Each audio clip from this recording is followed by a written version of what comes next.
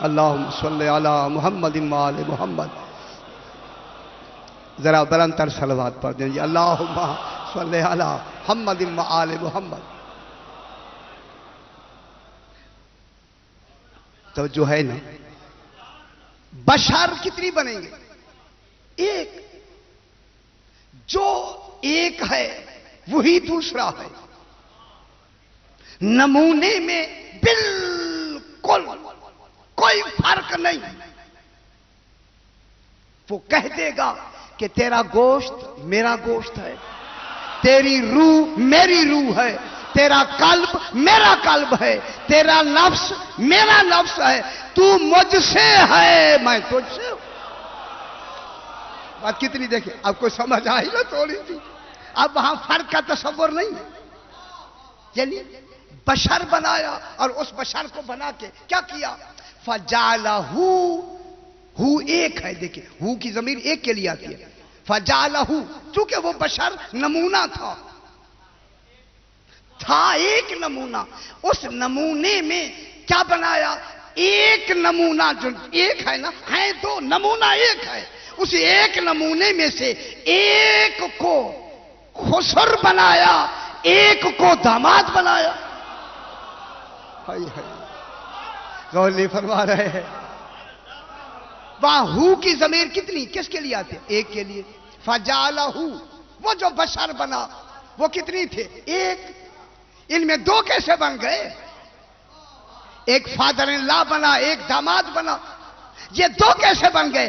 دو کا بننا دلیل ہے کہ نمونہ ایک ہے، بس اس کی مرضی ہے. ایک کو داماد بنا دیا، ایک کو کیا بنا دیا؟ فادر ان لا بنا دیا. سرکار کو نسب بنایا اور جناب علی کو سحر بنایا. سحر کا تعلق علی سے ہے، نسب کا تعلق رسول سے ہے. توجہ فرمائیں. میں بہت بڑی لفظ کہہ کے آگے بڑھتا ہوں. چونکہ یہ نسب اور حسب، نسب کا رشتہ مرد سے ہوتا ہے، حسب کا رشتہ بیوی سے ہوتا ہے. بیوی کے رشتے کو سحر کہتے ہیں، شوہر کے رشتے کو نسب کہتے ہیں. نسب سے مراد رسول، سحر سے مراد جناب علی.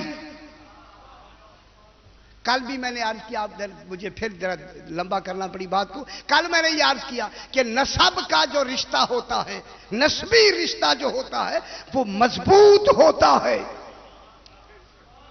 عورت سے جو نکاح کر لیا جائے، نکاح کا جو رشتہ ہے یہ کمزور ہوتا ہے. نسب کا رشتہ مضبوط ہوتا ہے، حسب کا رشتہ اس کے مقابلے میں کمزور ہوتا ہے. لہذا اللہ نے علی اور سیدہ کا نکاح آسمان پہ خود کر کے حسب کو بھی مضبوط کر دیا، نسب کو بھی مضبوط کر دیا، تاکہ یہاں کمزوری کا تصور ہی نہ رہے. چونکہ نسب کا قانون ہی میں نے بنایا. غور نہیں فرما رہے. نسب کا قانون خالق نے بنایا ہے، حسب کا قانون بھی خالق نے بنایا ہے. شریعت خالق کی ہے یا نہیں ہے؟ اس کے حکم کے تحت بنا. لہذا اللہ نے عالمین میں اس رشتے کو جناب سیدہ کے ذریعے اتنا مضبوط کر دیا کہ یہاں اب ایک دوسرے کے مقابل میں کمزوری کا تصور نہیں ہے. بابا آخری جملہ کہہ کے میں آگے بڑھتا ہوں. یہی وہ رشتہ ہے جہاں فقط جناب علی اور جناب سیدہ وہ عالمین کی دو فردیں ہیں، اور ان میں منفرد ہے علی، ان میں منفرد ہے سیدہ. کیونکہ علی علیہ السلام کا حسب بھی معصوم ہے اور نسب بھی معصوم ہے. سیدہ وہ ہیں نسب بھی معصوم ہے اور حسب بھی معصوم ہے.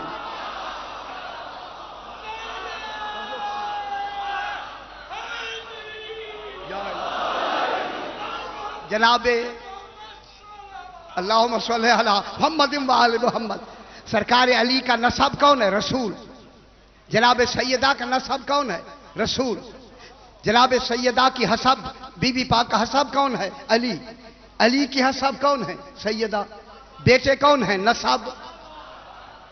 मालूम होगा सैयदा वो मरकज है कि बेटे भी मासूम हैं, शौहर भी मासूम है, बाबा भी मासूम है। फिर खाले को भी तारुफ कराने में झटक नहीं महसूस हुई। फरमाया हम फातिमा तो व अबू हो व बालो हो व बनू। उसे भी चलिए या अली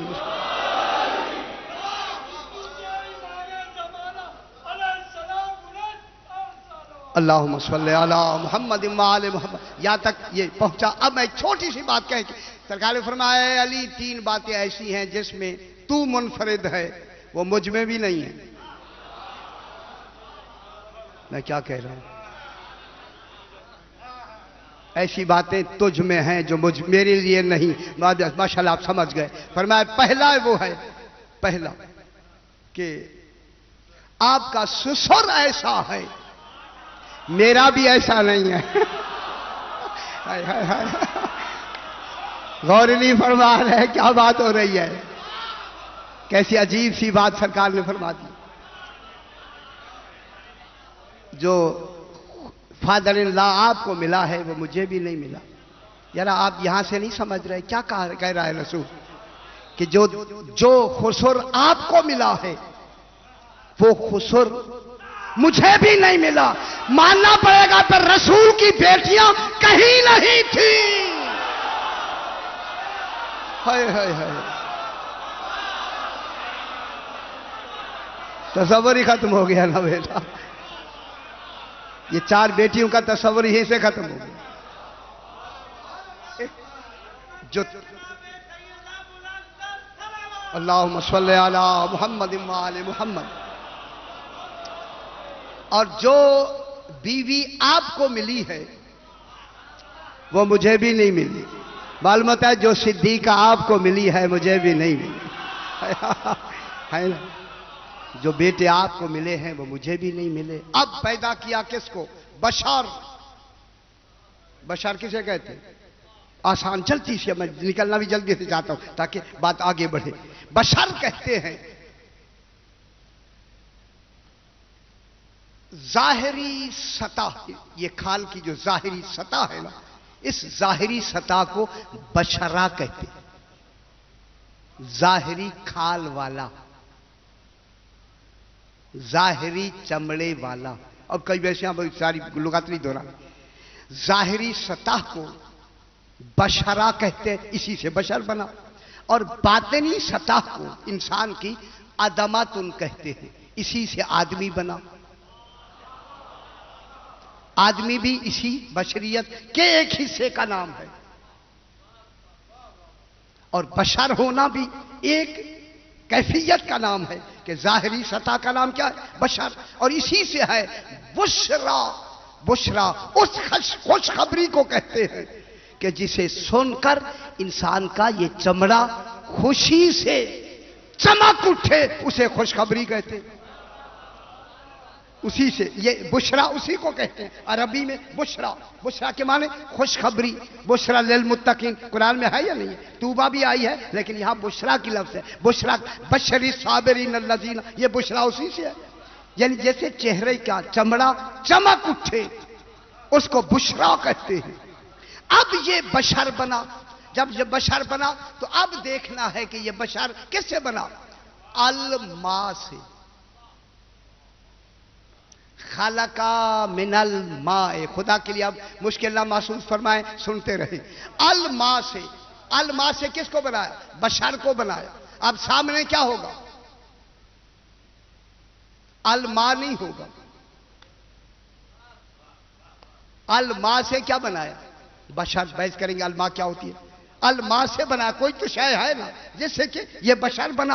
अब देख रहे हैं कुरान में अल्लाह ने कितने बशर बनाए? फकत 2। इन्नी खालिकुन बशरम मिन तीनिन। मैं एक तीन से, एक मिट्टी से, मिट्टी कहते अभी, मिट्टी से एक बशर बना रहा हूं। तो ये बशर जो बना है ये तीन नहीं है। किससे बनाया बशर? تین سے. انی خالق بشرم من طین. طین مانا گیلی مٹی سے میں نے بشر بنایا. تو اب یہ سامنے کیا ہے؟ بشر. بنا کس سے ہے؟ تین سے. تو معلوم ہوتا ہے ایک ایسا بشر بنا ہے جس کا مادہ تین ہے. صورت بشر کی ہے. یا علی مدد. اس کی شکل و صورت بشری ہے لیکن بنا کن سے ہے؟ تین سے. تین سے بشر بنایا. تو اب جب بھی وہ سامنے آئے گا بشر ہی کہلائے گا, تین نہیں کہلائے گا. تو جو فرمائے, میں بار بار اسی لیے زور دے رہا. اس کا مادہ کیا ہے؟ جیسے یہ بنا ہے تین, مادہ اس کا کچھ اور ہے, بنا کچھ, بن گیا کچھ اور ہے. ٹھیک ہے. اب اس کو جو بنایا, یہ جو تین سے بنایا کس کو بنایا؟ جناب آدم علیہ السلام کو. جناب آدم کو بنایا کس سے بنایا؟ مٹی سے. تو معلوم ہوتا ہے یہ ہے مٹی کا بشر. ہائے ہائے. مٹی کے بشر کو آدم کہتے ہیں, الماء کے بشر کو آل محمد کہتے ہیں.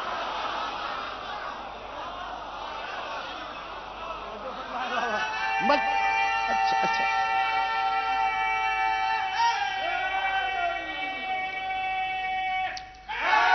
یا علی مشکل.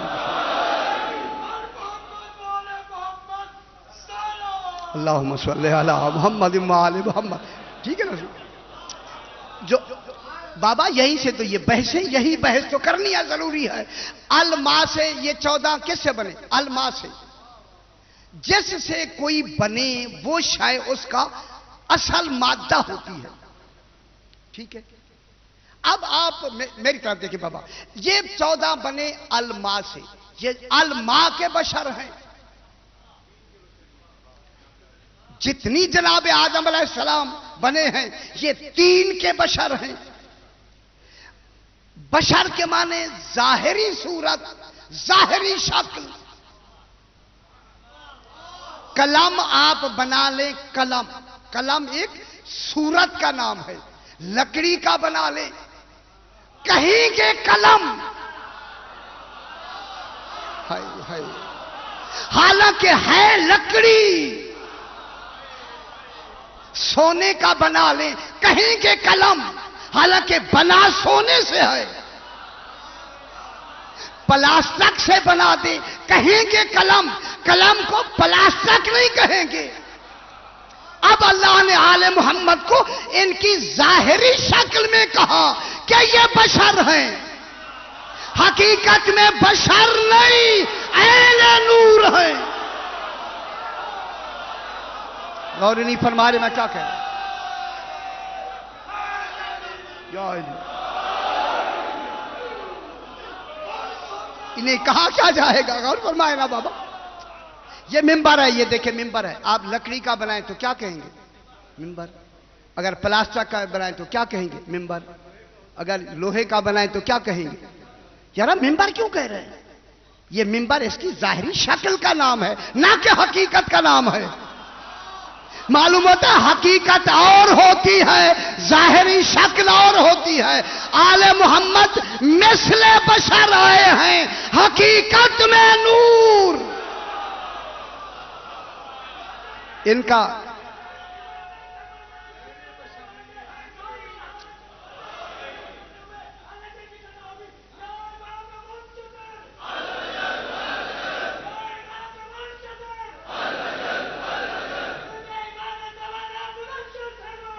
اللہم صلی محمد وعلی محمد.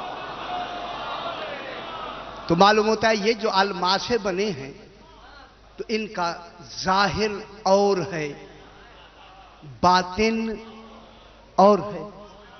اب جب آپ زیارت پڑھتے ہیں تو ان کو کیا کہتے ہیں؟ السلام علی ظاہرکم وعلی باطنکم. غور نہیں فرما رہے میں کیا کہہ رہا ہوں. تمہارے ظاہر پہ بھی سلام, تمہارے باطن پہ بھی سلام.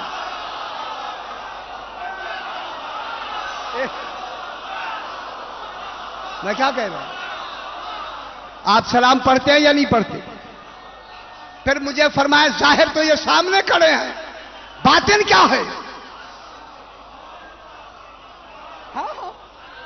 اب یہی ظاہر و باطن کی چھوٹی سی بحث کر کے پھر میں بات کو آگے بڑھاتا ہوں۔ جناب ان کا ظاہر، ان کے ظاہر پہ بھی سلام، ان کے باطن میں بھی سلام ہے نا، یہ سلام پڑھتے۔ اب اس ظاہر و باطن کی علماء نے دو ان کے جسد لکھے ہیں، ایک ہے جسد اصلی، آل محمد کا ایک جسد ہے اصلی، جسم پاک ہے جسد، میں کہہ رہا ہوں بابا اصلی، اور ایک جسد ہے فضلی، جسد فضلی جو فضل سے ملا ہے، جسد فضلی کو بشر کہتے ہیں، جسد اصلی کو نور کہتے ہیں۔ ان کا جسد فضلی، فضلی کے معنی یہ جسد جسے جسم کہتے ہیں، جسد فضلی کو جسم کہتے ہیں، اور جسد اصلی کو جسم نہیں کہتے، جسد کہتے ہیں۔ جیم سین دال، اسے کیا کہتے ہیں؟ جسد۔ ظاہر کو کیا کہتے ہیں؟ جسم۔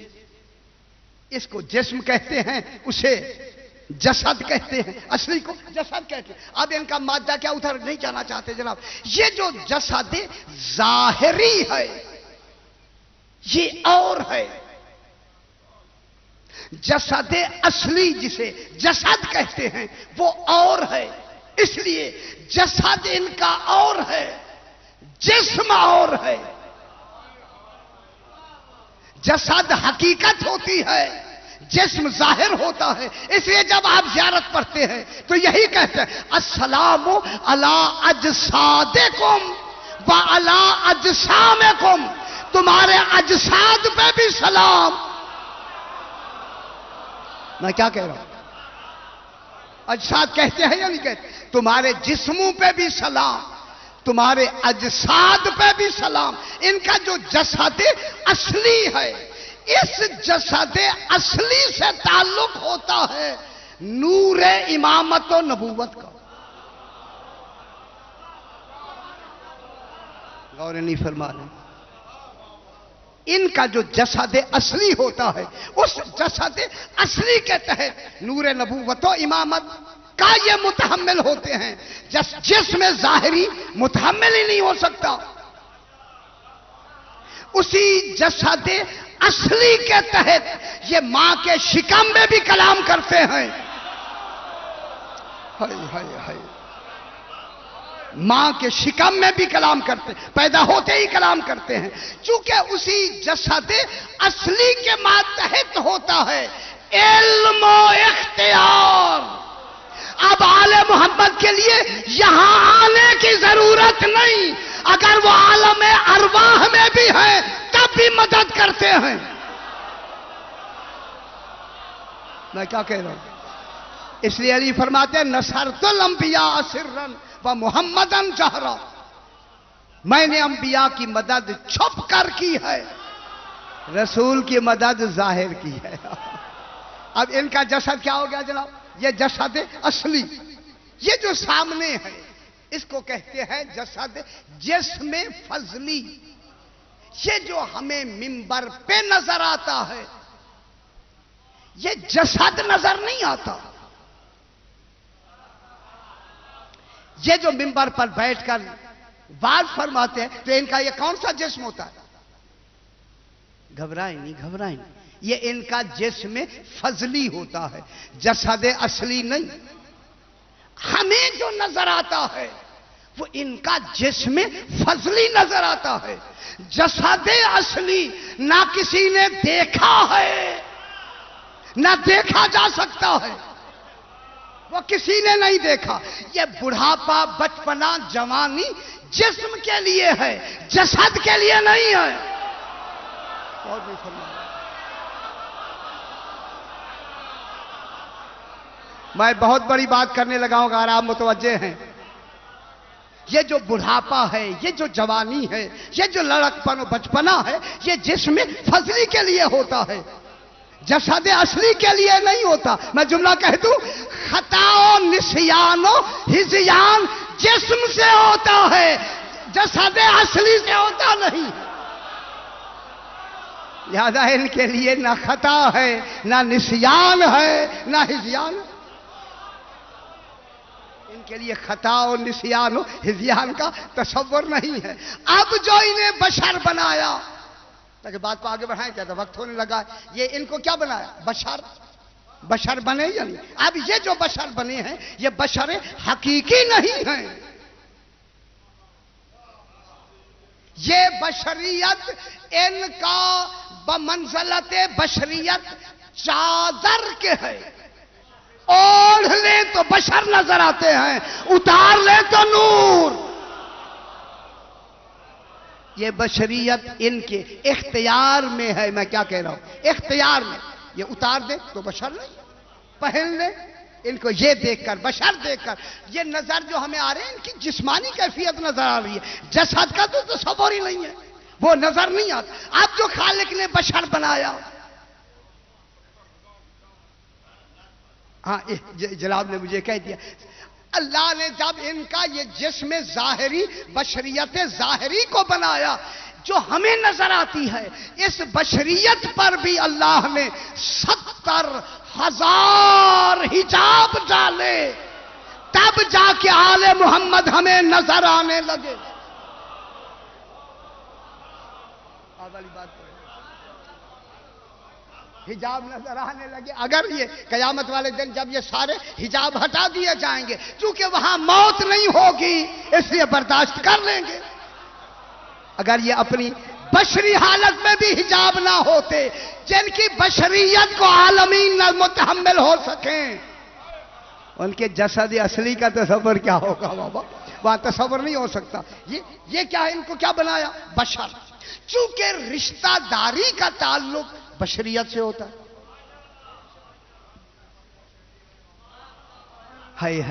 یہ جو بی بی جناب علی مرتضیٰ علیہ السلام کی نسبت سے حسب کے رشتے میں آئیں، یا رسول سے نسب کے رشتے میں آئیں، یہ کون سا رشتہ ہے؟ کیونکہ رشتہ داری کا تعلق بشریت سے ہوتا ہے۔ ویسے تو سارے ایک نور ہیں، سارے محمد ہیں، پہلا بھی محمد ہے، آخری بھی محمد ہے، ہم سارے محمد ہیں۔ یہاں کوئی باپ ہے، کوئی ماں ہے، کوئی بیٹا ہے، کہیں بیوی ہے، کہیں بیٹی ہے، ہیں یہ سارے ایک ہیں، یہ سارے مالک جنت۔ لیکن ان مالک جنت میں کوئی مختار جنت ہے، کوئی قاسم جنت ہے، کوئی خاتون جنت ہے۔ مالک تو سارے۔ اچھا چلو، میں نے درمیان میں ویسے کہا تھا کہ آپ کی توجہ ہو جائے۔ تو اب یہ جو ان کی بشریت ہے، یہ بشریت کون سی ہے؟ یہ جسم فضلی کی بشریت ہے، جس بشریت سے رشتہ داروں کا تصور آتا ہے۔ اب اس رشتہ داری میں درمیان میں کون ہے مرکز؟ نسب سے جناب سیدہ، حسب سے جناب سیدہ، تو پھر عالمین کی ہر رشتہ داری کا مرکز فاطمہ ہے۔ معلوم ہو گیا؟ پھر مودت ان سے ہوگی جن کا رشتہ سیدہ سے ملتا ہو، نہ کہ رسول سے۔ اور نہیں فرما رہا،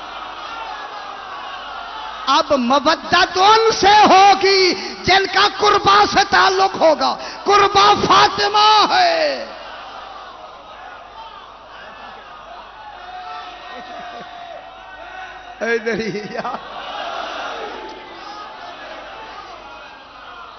الا المودۃ فی القربہ۔ اللہم صلی علی محمد وآل محمد۔ تو اب مرکز کس کو بنایا؟ رشتے کا مرکز کون ہوا؟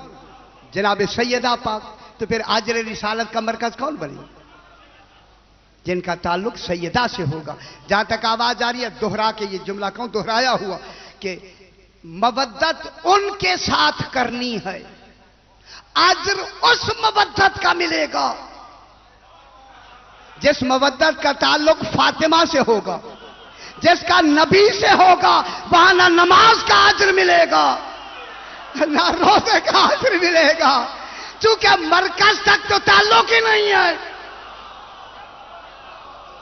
وہ نمازیں نہیں پر قبول ہوں گی جن کا تعلق مرکز سے نہیں ہوگا، تو مودت ان سے ہوگی جن کا تعلق بی بی فاطمہ زہرا سے ہوگا۔ اب تمام عالمین میں اجر رسالت مرکز کون ہے؟ فاطمہ۔ میں بہت بڑی بات کر رہا ہوں جناب، پوری انبیاء کی رسالتوں کے اجر کی مرکز کون ہے؟ سیدہ۔ اب یہ قربانی رسالت میں آتی ہے، ونہر میں کیا کہہ رہا ہوں، یہ قربانی کس میں آتی ہے؟ دین میں آتی ہے یا شریعت میں آتی ہے؟ یہ وہ قربانی ہونی چاہیے جس کا تعلق شریعت سے نہ ہو، دین سے ہو۔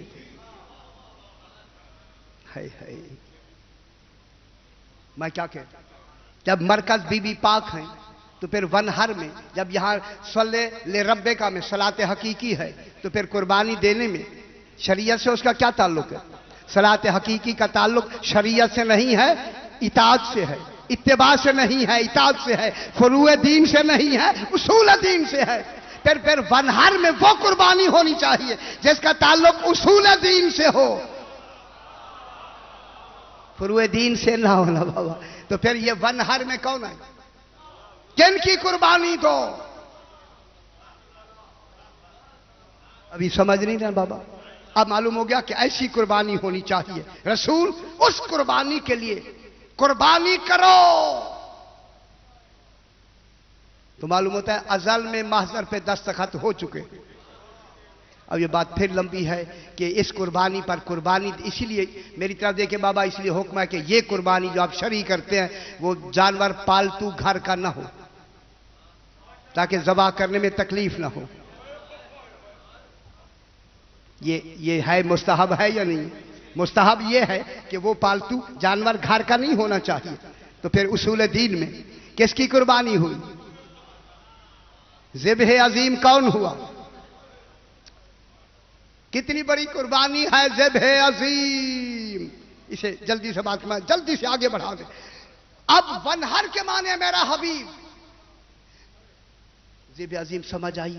اب اتنا چونکہ وقت نہیں ہے مجھے وقت نے قابو کیا ہوا کہ ذبح عظیم کی قربانی کرو۔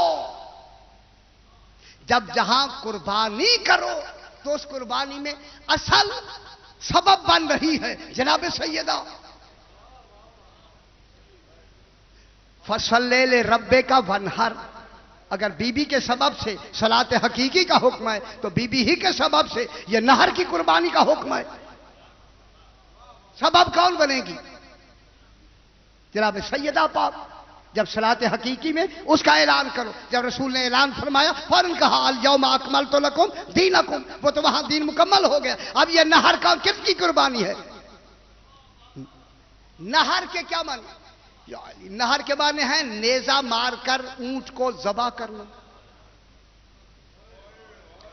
خدا جانے ذبح عظیم میں کتنے نیزے لگے ہوں۔ ماشاءاللہ چونکہ یہ آج آخری رات بھی ہے، اس پرسے کا مرکز جناب سیدہ ہوگی جس کا بیٹا ذبح عظیم ہے۔ آج جناب سیدہ کی بھی شہادت ہے، اور آج امام حسین علیہ السلام جو ذبح عظیم ہے جس کے لیے رسول کو کہا ونہر، رسول اس قربانی کے لیے قربانی کرو۔ جب قربانی کی جائے گی تو قربانی اتنی بڑی عظیم قربانی پر صبر ہوگا یا نہیں؟ وہ صبر کی مظہر مرکز کون ہوگا؟ میں کتنی مجالس یہاں پڑھ چکا ہوں کہ جب آپ ایک زیارت پڑھتے ہیں بی بی پاک، ایک جملہ بس زیارت پڑھتے ہیں السلام علیک یا ممتحنۃ، اے بی بی تم پر سلام جس کا امتحان لیا گیا۔ کس نے امتحان لیا؟ اللہ نے امتحان لیا۔ قبل ان یخلقک، تو ابھی پیدا بھی نہیں ہوئی تھی، اللہ نے تیرا امتحان لیا۔ وَكُنْتَ لِمَا امْتَحَنَكَ بِهِ صَابِرَةً، جب تیرا اس وقت اللہ نے امتحان لیا تو تو اس امتحان میں صابرہ ثابت ہوئی۔ بابا صابرہ بی بی کیا ہے؟ صابرہ آتا ہے مصیبت پر، پھر وہ کون سی مصیبت کا امتحان لیا اللہ نے کہ بی بی صابرہ ہیں. دیکھیں آپ پریشان ہو گئے. بی بی صابرہ ہے، یعنی میں نے 6-7 مجالس سے اس پر عرض کیے سرکار آپ کے ہاں کہ صابرہ ہے بی بی پاک. جب بی بی پاک صابرہ ہے تو صبر آتا ہے مصیبت پر. چونکہ صبر ہے، جلدی سے صبر ہے فرع علم، علم کی فرع ہے صبر. بے صبری کا نام جہالت ہے، علم کا نام صبر ہے. اب بی بی کا جب امتحان لیا اللہ نے، پیدا ہونے سے بھی امتحان لیا، ابھی پیدا تو ہوئی نہیں، امتحان لیا. تو امتحان کیسے لیا؟ چونکہ صبر ہے علم کی فرع. اب اللہ نے خود اپنے علم کا خود امتحان لیا. غور نہیں فرما رہے. اللہ نے اپنے علم کا خود امتحان لے کے کہا اگر میں اتنے علم میں سیدہ کو عطا کر دوں تو بی بی صابرہ ہوگی یا نہیں؟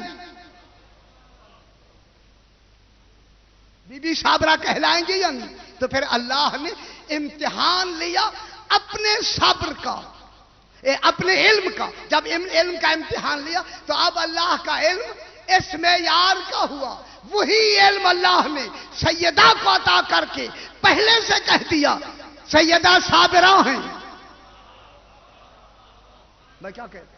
تو معلوم ہو گیا نبی بھی اللہ کے صبر کا مظہر نہیں. صبر کی 9 قسمیں کئی مرتبہ بیان کر چکا، میں ادھر نہیں جاتے جناب. اسی لیے بی بی پاک فقط وہ ہیں. دیکھیں ائمہ طاہرین صبر کل رکھتے ہیں، صبر کل، لیکن صبر الہی فقط سیدہ. صبر دیکھیں، صبر عام، صبر خاص، صبر اخص، صبر مستحسن، صبر عظیم، صبر جمیل، صبر عظیم عین زے یمین عظیم، صبر حسن، صبر کل، صبر الہی. صبر کل 14 معصومین، یہ معصومین 13 معصومین آتے ہیں صبر کل میں.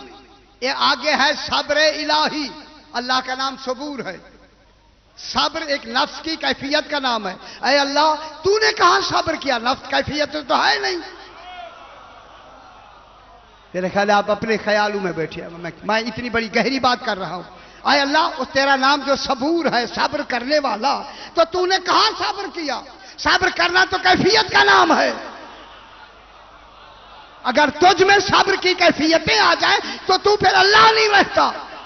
اللہ بھی رہے اور صابر بھی بتا کہ صبر وہ کرے تو کہلائے کہ میں صابر ہوں. لہذا اللہ کے صبر کی مظہر کو فاطمہ کہتے ہیں. اللہ کے صبر کی مظہرہ کون ہے؟ اللہ کے صبر کی مظہر جناب فاطمہ زہرا ہے. چونکہ امامت میں بی بی نہیں ہے، اگرچہ مرکز رسالت میں تمام اجر کی رسالت کا مرکز بی بی پاک ہے، لیکن رسول تو نہیں ہے، امام تو نہیں ہے. لہذا ضروری ہے کہ بی بی کے اسی صبر کے مظہر کو کوئی امام ہونا چاہیے. بی بی اللہ کے صبر کا مظہر ہو اور وہ امام بی بی کے صبر کا مظہر ہو. اس لیے امام حسین نے بہت بڑا صبر کیا، مگر لقب سید الصابرین نہیں ہوا. یہ کون ہے سید الصابرین؟ جس کا لقب سید الصابرین کون ہے؟ جناب سجاد. اب ونہر کی قربانی کس کے لیے ہوگی؟ کون سی قربانی ہوگی؟ یہاں کی قربانی نہیں. وَفَدَيْنَاهُ بِذِبْحٍ عَظِيمٍ. جلدی بابا. ذبح عظیم. اے ابراہیم تم نے خواب سچا کر دکھایا، ذبح کام کیا ہے. میں کیا کہہ رہا ہوں؟ قرآن کیا کہتے ہیں؟ قد صدقت الرؤیا. وہ تو دیکھ رہے ہیں کہ میں ذبح کر رہا ہوں، غور نہیں فرما رہے. تو ذبح کیا ہے تو اللہ کیوں کہہ رہا ہے خواب سچا کر دکھائے؟ ذبح ہوا بھی نہیں اور خواب بھی سچا ہے. ہاں سچا ہے نا جناب. یہ جلدی سے جناب اسماعیل نے فرمایا بابا میرے ہاتھ پاؤں باندھ دو تاکہ میں ہل نہ سکوں. آپ اپنی آنکھوں پہ پٹی باندھ دیں تاکہ آپ لرز نہ سکیں، مجھے ذبح کرتے ہوئے آپ پر کوئی کیفیت طاری نہ ہو جائے۔ تو امکان تھا، تبھی تو معصوم نے کہا۔ مشورے وہاں دیے جاتے ہیں جہاں امکان ہوتا ہے، معلوم ہوتا ہے یہاں گنجائش موجود ہے۔ جناب ابراہیم نے آنکھوں پہ پٹی باندھ دی، جناب اسماعیل کے ہاتھ پاؤں باندھ دیے، لٹا کے چھری رکھ دی یا نہیں رکھ دی؟ چھری اوپر رکھ دی، اور رکھ کے آپ نے اسی بندے ہوئے آنکھوں سے ہاتھ کو حرکت دی، چلایا۔ اب جب چلایا تو اب خواب کیسے مکمل ہوا؟ اب خواب یہ دیکھ رہے تھے کہ میں ذبح کر رہا ہوں، فعل مضارع ہے، ان اذبح کا، میں ذبح کر رہا ہوں، ذبح کر چکا ہوں نہیں۔ ہائے ہائے ہائے، اگر کہتے میں ذبح کر چکا ہوں پھر اسماعیل کا ذبح ہونا ضروری، کیونکہ آیت بتاتی ہے کہ میں ذبح کر رہا ہوں۔ جب کر رہا ہوں تو ذبح تو کیا انہوں نے۔ اب اللہ نے کیا کہا؟ آپ کا سچا خواب ہو، ان ھذا لہو البلاء المبین وفدیناہ بذبح عظیم، ہم نے اسماعیل کا فدیہ ذبح عظیم کو بنایا۔ یہ ترجمہ کیا جاتا ہے۔ جناب اسماعیل کے بدلے میں کون آیا تھا؟ دمبا آیا تھا یا نہیں آیا؟ ہیں کہتے ہیں دمبا آیا تھا۔ پھر انہوں نے سوال کر دیا، ہیں دمبا کہاں، نبی کہاں؟ نبی کو تو عظیم نہیں کہا گیا اور دمبے کو عظیم کہا گیا۔ ذبح عظیم، کیوں گھبرا کیوں رہے ہیں آپ؟ ذبح عظیم کس کو کہا گیا؟ دمبے کو۔ وہ عظیم ہے دمبا، اور نبی کا جو بیٹا ہے خلیل، اسے تو عظیم کی لفظ نہیں ملی۔ اب جب وہ پریشان ہوئے کہ کیا کریں ہم، دمبے کو عظیم کہتے ہیں تو نبی کا میں کمال عظمت جو ہے وہ مجروح ہوتا ہے۔ اب ان کے پاس تو تفسیریں تھی نہیں، آخر آل محمد کے دروازے پہ آئے، مولا ذبح عظیم کون ہے؟ فرمایا میرا بیٹا حسین۔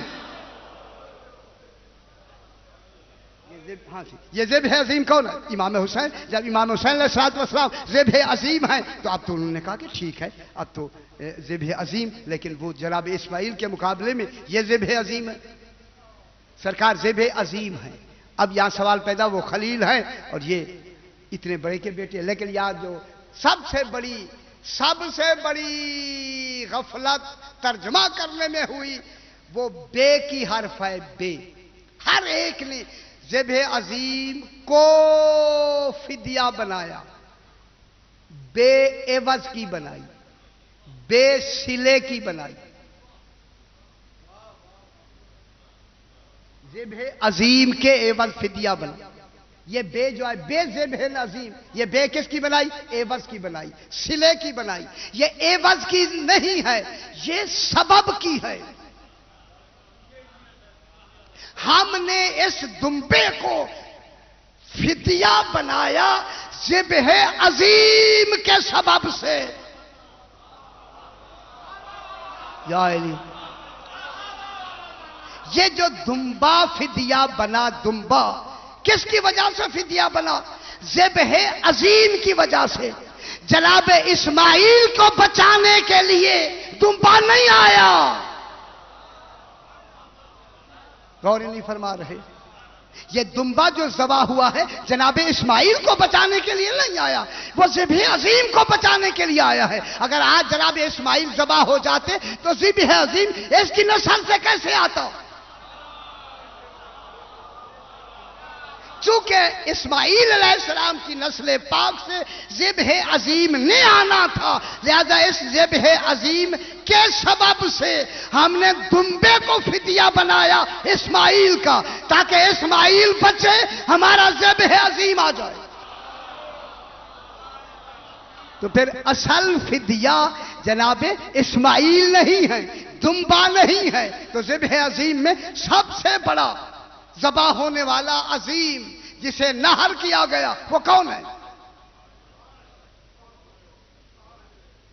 وہ امام حسین علیہ السلام۔ تو پھر یہ ونہر کی لفظ جب جناب ابراہیم علیہ السلام نے دیکھا کہ ہیں وہ تو دمبا ذبح ہو گیا، پٹی کھولی تو دیکھا دمبا ذبح ہو گیا اور جناب اسماعیل تو کھڑے ہوئے ہیں۔ اس وقت کا پروردگارہ یہ کیا ہو گیا مجھ سے؟ دل سے تکلیف ہوئی، اگر میرا بیٹا ذبح ہو جاتا تو مجھے زیادہ خوشی ہوتی، یہ تو اب دمبا ذبح ہو گیا، لیکن کہہ بھی دیا کہ خواب سچا ہے۔ فوراً ندا آئی، یہ بتاؤ کہ تمہیں عالمین میں سب سے پیارا کون ہے؟ کہا ذات مصطفیٰ۔ اے ابراہیم بتاؤ، جب ذات مصطفیٰ تمہیں پیاری ہے تو اس ذات مصطفیٰ کی اولاد تمہیں زیادہ پیاری ہے یا اسماعیل زیادہ پیارا ہے؟ کہا کہ نہیں جناب، اسماعیل اتنا پیارا نہیں، ان کی اولاد زیادہ پیاری ہے۔ فرمایا تیرا اسماعیل یہاں پانی پی کے آیا ہے، اگر ذبح ہو بھی جاتا تجھ میں وہ اتنا تکلیف نہ ہوتی جتنا اس رسول کی یہ آل جو ہے، یہ 3 دن کا بھوکا، اللہ اکبر، 3 دن کا پیاسا، جب یہ شہید کر دیا جائے گا تو اس وقت سرکار ابراہیم نے دھاڑے مار کر رونا شروع کر دیا۔ یہ کس کا بیٹا ہے جس کو رو کر جناب ابراہیم رو رہے ہیں؟ اسی زہرا کا تو بیٹا ہے۔ دیکھیں مجھے 2 مصائب عرض کرنے ہیں۔ یہ جناب سیدہ پاک کی آج شہادت کی رات ہے، یقین فرمائے آج اگر بی بی پاک کی یقیناً شہادت کی رات ہے، کیا جناب حسنین رو نہیں ہوں گے؟ رسول خدا صف عزا پہ نہیں بیٹھے ہوں گے؟ جناب علی نہیں بیٹھے ہوں گے؟ کیا امام زمانہ صف عزا پہ نہیں ہوں گے؟ کون ہے جو میری جدہ کو روتا ہے؟ کون ہے جو میرے صفائے عذاب پہ ہوتا ہے؟ آج تمام معصومین جناب سیدہ کی صفحے عذاب پہ موجود ہیں، اور یہ ایک دوسرے کو دیکھ کر یہ کہہ کے روتے ہیں کہ ہماری جدہ یہ کہتی تھی صبت علیہ مصائب لو انہا، بابا جو مصائب مجھ پر گرائے گئے ہیں اگر وہ دنوں پہ آتے تو کالی راتیں بن جاتی۔ کتنے مصائب آئے ہیں سیدہ پاک پر، اللہ اکبر، کتنے مصائب۔ میں کہتا ہوں صرف اپنے مصائب تو الگ، تمام معصومین کے مصائب کو برداشت کرنے والی کون صابرہ ہے؟ اسی کو سیدہ کہتے ہیں۔ اتنا بی بی 90 یا 96 دن کے بعد بابا کے پاس 18 سال کے سن میں بی بی کے سر کے بال سفید ہو گئے۔ میں قربان نہ ہو جاؤں، ہر وقت بی بی روتی رہتی۔ آخر آ کے مدینے کے لوگوں نے کہا علی سیدہ سے کہیں رونے کا وقت مقرر کرے، ہم بے چین ہو جاتے ہیں۔ اب جناب علی روتے ہوئے آئے، کہا فرمایا سیدہ کونین، مدینے کے لوگ کھڑے ہیں اور کہتے ہیں رونے کا وقت مقرر کرو۔ بی بی نے ایک آہ بھر کے رو کے کہا علی انہیں کہہ دو میں زیادہ دن زندہ نہیں رہنے والی، بابا مجھے خواب میں ملے ہیں، اس دنیا سے میں جانے والی ہوں علی، لیکن میں بابا کو روئے بغیر نہیں رہ سکتی، آپ ایک بیت الحزن بنائیں، میں وہاں بیٹھ کر بابے کو روئیں گی۔ جناب علی نے ایک بیت الحزن بنایا، جناب حسنین کو لے کر جناب سیدہ عزادارو سارا دن وہاں بیٹھ کر بابے کو روتی رہتی۔ جب رات کو واپس آتی نا، بازار میں قدم رکھتی، دکاندار دوڑ دوڑ کر کہتے چراغ بجھا دو زہرا واپس آ رہی۔ اجرکم اللہ، سیدہ سے قبول فرمائے، تیاری کرے جو میں مصائب پڑھنا چاہتا ہوں خدا کے لیے۔ اجرکم اللہ رو کر کہتے جلدی کرو چراغ بجھا دو زہرا واپس آ رہی۔ آ کر یہی مخدومہ بابا کی مزار سے لپٹ کر یہی لوہا پڑتی، بابا صبت علیہ مصائب، یہ پڑھ کے بی بی گھر میں موجود ہیں۔ جناب علی آئے تو دیکھا بی بی پاک زیادہ رو رہی ہے۔ میرے امام نے فرمایا شہزادی کونین آپ علیل پہلے سے ہیں، زیادہ کیوں رو رہی ہے؟ فرمایا آقا آج سلمان فارسی نے آپ کے بارے میں ایک بات بتائی ہے، تب سے میں رو رہی ہوں، میرا رونا ختم نہیں ہوتا۔ جناب علی نے پوچھا وہ کیا بات بتائی ہے؟ بی بی پاک نے فرمایا سلمان نے بتایا ہے کہ مدینے کے لوگ آپ کو سلام نہیں کرتے۔ میں بہت بڑی مصائب کی لفظ کہہ رہا ہوں، اگر جو سننا چاہتے آج رات ہے نا مخدومہ کونین کو، جناب حسنین امام زمانہ کو پرسا دینا اجرکم اللہ کہ جناب سلمان نے بتایا کہ مدینے کے لوگ آپ کو سلام نہیں کرتے۔ جب اتنا کہا نا تو میرے امام نے رو کے فرمایا شہزادی کونین آگے تو نہیں بتایا۔ بی بی پریشان ہو کے کہتی ہیں مولا آگے کیا ہے؟ فرمایا میں سلام کرتا ہوں وہ جواب نہیں دیتے۔ اجرکم اللہ، اجرکم اللہ کہ میں سلام کرتا ہوں۔ آپ اندازہ فرمائیں کس طرح یہ سیدہ کونین یہ دن گزار رہی ہے، وہ سلام کا جواب نہیں دیتے۔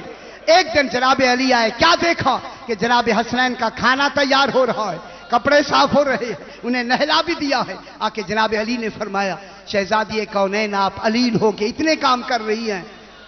خدا گواہ بی بی نے کہا علی زیادہ اونچی بات نہ کریں، کہیں میری زینب نہ سن لے، میرے قریب بیٹھ جائے، میں آج رات کی مہمان ہوں۔ خدا گواہ جب آپ آج کی رات کہا جناب علی کی چیخیں نکل گئیں کہ رسول کے بعد میں آپ سے مشورے لیتا تھا، آپ جا رہی؟ ہاں ہاں میں جا رہی ہوں۔ فرمایا کوئی وصیتیں ہو تو فرمائیں۔ عزادار میری بی بی نے یہ پہلی وصیت فرمائی، علی جنہوں نے میرے پہلو دکھائے ہیں انہیں جنازے میں شریک نہ کرنا۔ میرے خیال ہے بہت بڑا پہلی ہی وصیت ہے، اجرکم اللہ، انہیں جنازے میں شریک نہ کرنا۔ دوسرا کہا علی آدھی رات کو میرا جنازہ اٹھانا، کوئی غیر محرم ساتھ نہ ہو۔ فرمایا علی آقا کوئی چراغ نہ لے جانا، اندھیرے میں میرا جنازہ لے جانا۔ یہ کہہ کے فرمایا علی میں نے چکیاں پیس کر حسنین کو پالا ہے، کبھی کبھی آدھی رات کے وقت میری زینب و کلثوم کو لے کر میری قبر پر ضرور آنا۔ میں کیا کہہ رہا ہوں، اللہ اکبر۔ یہ کہہ کے میری بی بی نے فرمایا علی زیادہ وقت میری بیٹیوں میں گزارنا ہے، میں تو چلی جا رہی ہوں۔ یہ کہہ کر میری آقا زادی نے کہا علی میں نے چھوٹے چھوٹے چولے بنا کے رکھ دیے ہیں، آپ کی مزاج کی بات کروں، میرے بعد آپ شادی کریں گے بی بی ام البنین سے، ان سے ایک بچہ پیدا ہوگا، ان کا نام عباس رکھنا۔ یہ جناب سیدہ کا بیٹا ہے عباس۔ ماشاءاللہ یہی حق ہے، اسی طرح رو لیا کریں۔ اجرکم اللہ ماشاءاللہ، کہ جب جناب عباس پیدا ہو جائیں یہ چھوٹے چولے پہنا کے کہنا ماں زہرا سلام کہتی تھی، اللہ اکبر، اور کہتی تھی عباس زینب و کلثوم کے پردوں کی حفاظت کرنا۔ اجرکم اللہ، ہو گیا مصائب، اجرکم اللہ۔ آ گئی زہرا، میری شہزادی نے فرمایا علی میری جناب حسنین کو لے جا کر دعا کے لیے کھانا، چلے جاؤ روضہ رسول پر۔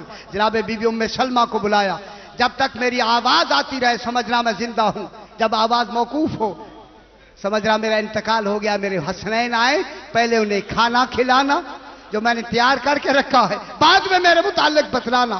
بی بی چلی گئی حجرے میں، عزاداروں تھوڑی دیر کے بعد جب آواز موقوف ہوئی نا، بی بی ام سلمہ کہتے ہیں میں نے کیا دیکھا کہ صدر دروازہ کھلا، جناب حسنین جو ہی اندر داخل ہوئے، چوٹیے ہوا میں اڑ رہی ہیں، امامے گلے میں ہیں، گریبان کھلا ہوا ہے۔ آ کے مجھ سے کہا نانی ام سلمہ اماں کہاں ہے؟ میں نے کہا بیٹو پہلے کھانا کھا لو بعد میں امی کے پاس جانا۔ امام حسین نے فرمایا نانی مجھے پہچانا نہیں، میں حسین ہوں، میں قربان نہ ہو جاؤں، میں نانے کی قبر پر بیٹھا تھا، نانا کمر تک باہر آ گئے، سر سے امامہ اترا ہوا تھا، زلفیں بکھری ہوئی تھی، گریبان کھلا ہوا تھا، مجھے سر پہ بوسہ دے کے کہا حسین جلدی جاؤ تم یتیم ہو گئے۔ اجرکم اللہ، سید آنسو قبول فرما، اجرکم اللہ۔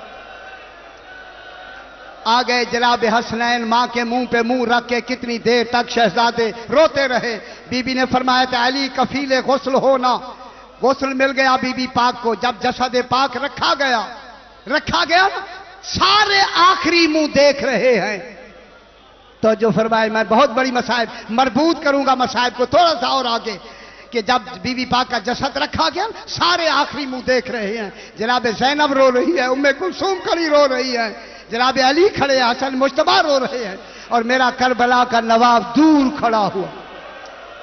یہی تو مصائب کی لفظ ہے بہت بڑی، دور کھڑے ہوئے امام رو رہے ہیں۔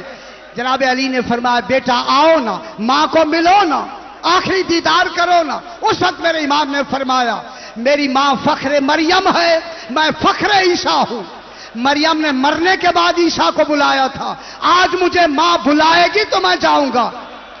میں ذبح عظیم کی بات کر رہا ہوں، اگر آج مجھے ماں نے نہ بلایا پھر کربلا میں بلاتی رہے گی۔ اجرکم اللہ، کربلا میں بلاتی رہے گی، میں بھی جواب نہیں دوں گا۔ خدا گواہ ہے کربلا کا نام آیا، جسد پاک جنبش آئی، بندے کفن کھلے، زہرا کے دونوں بازو بلند ہوئے، حسین اجرکم اللہ، یہی مصائب ہونا چاہیے۔ بندے کفن کھلے حسین، اس وقت کربلا کا نام لینا تھا۔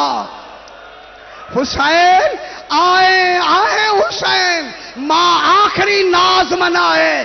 میں کہوں گا آج یہاں ماں نے کربلا کا نام سنا، دونوں ہاتھ کفن سے باہر آئے، ایک آواز بلند ہوئی، قد قتل الحسین۔ میں قربان ہو جاؤں، اللہ اکبر۔ مجھے یہ حکم ملا ہے کہ یہ جو جملے ضرور کہنے ہیں۔ میرا امام تیاری کر کے، جب نہ علی اکبر رہے، نہ عباس رہے، نہ اولو محمد رہے، اکیلا رہ گیا زہرا کا بیٹا، تیر لگے ہوئے ہیں، 72 کا خون لگا ہوا ہے، زخموں سے چور، 3 دن کا پیاسا، آیا نہ خیمے کے دروازے پر۔ جب آخری سلام امام نے فرمایا یا زینب، ماشاءاللہ سیدہ سو قبول فرمائے، مجھے حکم ملا ہے، اجرکم اللہ، یا رب کا دستور ہے جو میں اجرکم اللہ۔ امام نے آواز دے کے فرمایا، جو رسول انما یرید اللہ پڑھتے تھے، آج اسی کی تاثیر میں میرے امام نے فرمایا یا زینب، اللہ اکبر، وَيَا أُمَّ كُلْثُومَ وَيَا أُمَّ رَبَاب، نام لے کے، یا ام لیلا، آخر میں فرمایا یا فضۃ الجاریہ، جملہ کہوں، آخر میں فرمایا یا سکینہ۔ ہائے ہائے، اللہ جانے کس پیار سے یہ لفظ نکلی ہوگی، یا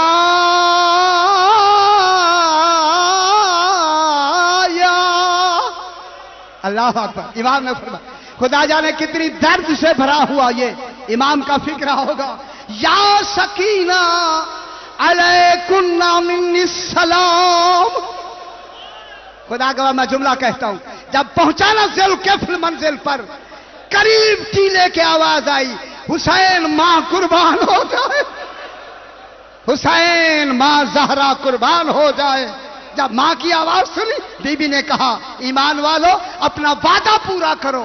امام نے تلوار نیام میں ڈال کے فرمایا انا للہ و انا الیہ راجعون، زلجنا جلدی کر مجھے خیام کے قریب لے چل۔ زلجنا نے دوڑنا شروع کیا جناب فضا سے، بی بی زینب نے فرمایا فضا دیکھ حسین زین پر ہے۔ میں کیا کہہ رہا ہوں، حسین زین پر ہے۔ فضا نے کہا شہزادی حسین زین پر ہے۔ فضا کہتے میری نگاہ ہے، ایک وہ وقت آیا کہ زہرا کا بیٹا زین پر نہیں تھا۔ فضا نے کہا شہزادی حسین زین پر نہیں ہے۔ جناب زینب نے کہا زمین بتا حسین آیا ہے یا نہیں؟ زمین نے کہا شہزادی ابھی نہیں آیا۔ میں بہت بڑی مسائل کے لفظ کہہ رہا ہوں، نہ حسین زین پر نہ زمین پر۔ ہائے ہائے ہائے ہائے، اب پوچھے حسین کہاں ہے؟ فرمایا ان نیزوں پر حسین جو لمبے لمبے تیر لگے ہوئے تھے، زہرا کا بیٹا ان تیروں پر آ کر میرے حسین نے سر رکھا سجدے میں، پشت پر آیا حسین، حسین کے شمر، یہ 13 ضربیں کیا ہیں؟ 13 ضربیں، ہر ضرب پر امام گلا رکھ دیتا ہے، معصوم گلا رکھتا ہے۔ ازادارو پہلی ضرب چلی، انبیاء نے ٹیلے چھوڑ دیے، حسین یہ صبر ہم نہیں دے سکتے۔ دوسری ضرب چلی، بابا جب 8ویں ضرب چلی، ابراہیم و اسماعیل نے کہا حسین تو جا۔ حسین یہ صبر ہم سے نہیں دیکھا جاتا۔ جب 9ویں ضرب چلی، حسن نے کہا نانا تو جان۔ جو سننا چاہتے ہیں خدا کے لیے عزادارو، جب 10ویں ضرب چلی، جناب علی نے فرمایا رسول تو جان۔ اللہ، جب 11ویں ضرب چلی، جناب زینب نے فرمایا، جناب رسول خدا نے فرمایا زہرا تو جان۔ جب اتنا کہا نا، جب 12ویں ضرب چلی، جناب زہرا نے کہا زینب تو جان۔ اللہ، بس امام حسین نے کروٹ لی، جناب زینب دلہ زینبیہ پہ کھڑی ہے، سر پہ قرآن رکھا ہوا ہے، فرمایا حسین دیکھ نہیں تو سجدہ کر، میں گواہ موجود ہوں۔ امام نے سر سجدے میں رکھا، 13ویں ضرب چلی، سر جدا ہوا، ندائی قد قتل الحسین، جناب زہرا نے اپنا سر کھول لیا، انبیاء نے ماتم شروع کیا۔ میں کہوں گا بیبیوں اب جناب سیدہ کا جنازہ اٹھاؤ، ہم نہیں تھے مدینے میں لیکن سیدہ ہم اٹھاتے ہیں تیری شبی، تاکہ اتنا دکھ ہوا ہمیں ماتم حسین۔ أعوذ بالله من الشيطان الرجيم. بسم الله الرحمن الرحيم. الحمد لله رب العالمين الرحمن الرحيم مالك يوم الدين إياك نعبد وإياك نستعين اهدنا الصراط المستقيم صراط الذين أنعمت عليهم غير المغضوب عليهم ولا الضالين آمين.